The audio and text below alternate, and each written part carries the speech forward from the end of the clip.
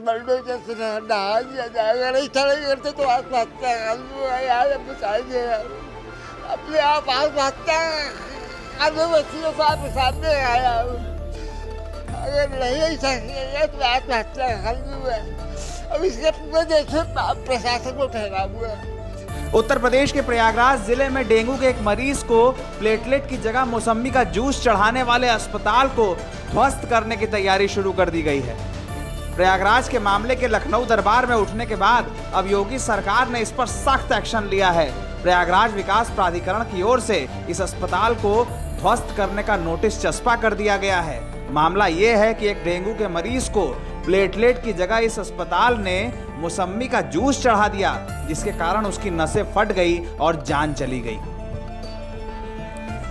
प्रयागराज जिले में उठे इस मामले के बाद लखनऊ में डिप्टी सीएम ने जांच के आदेश दिए। पहले अस्पताल को सील किया गया और अब उसे ध्वस्त करने के लिए नोटिस जारी कर दिया गया है।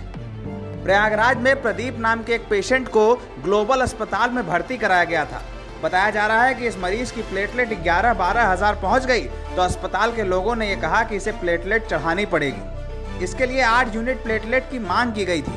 परिवार का कहना है कि मरीज को 3 यूनिट प्लेटलेट चढ़ाने के बाद हालत में सुधार भी हुआ था, लेकिन जब 5 यूनिट प्लेटलेट नहीं मिली तो अस्पताल ने इसकी जगह पर 1 यूनिट मौसम्मी का जूस चढ़ा दिया।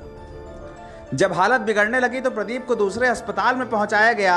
यहाँ पर हालत ऐसी हुई कि प्रदीप को अपनी जान गंवानी पड़ी।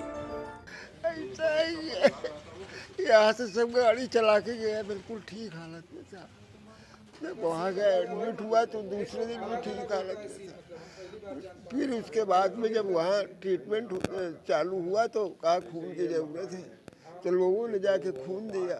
और खून देने के बाद जब वो 3 यूनिट चढ़ाया गया तो उसकी हालत बिल्कुल सही थी।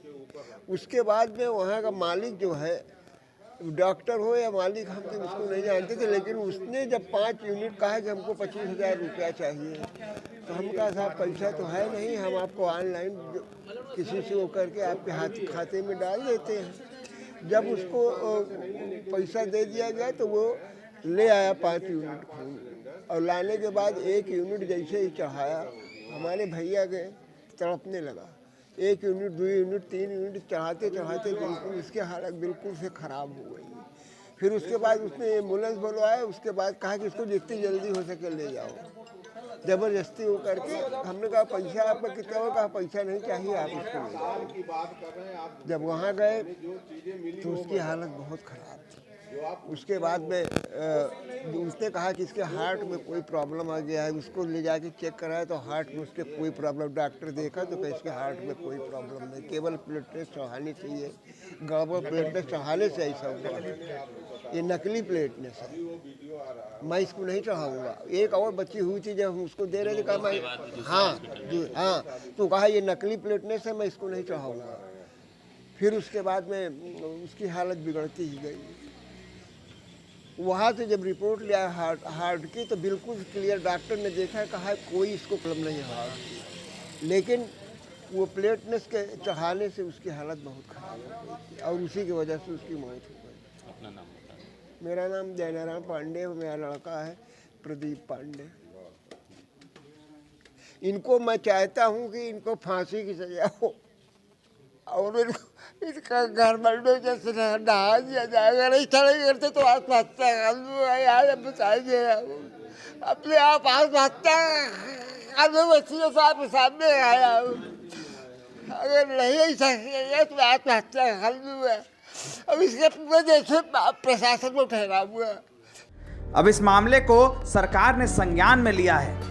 फर्जी तरीके से संचालित हो रहे अस्पताल और प्लेटलेट्स के गोरख धंधे को सरकार ने इस बार समझा है, तो अस्पताल को ध्वस्त करने का नोटिस दिया गया है। वहीं पीड़ित के परिवार ने मांग की है कि अगर हो सके तो इस अस्पताल के लोगों के खिलाफ सख्त कार्रवाई हो, ताकि किसी को अपना बेटा न गंवाना पड़े।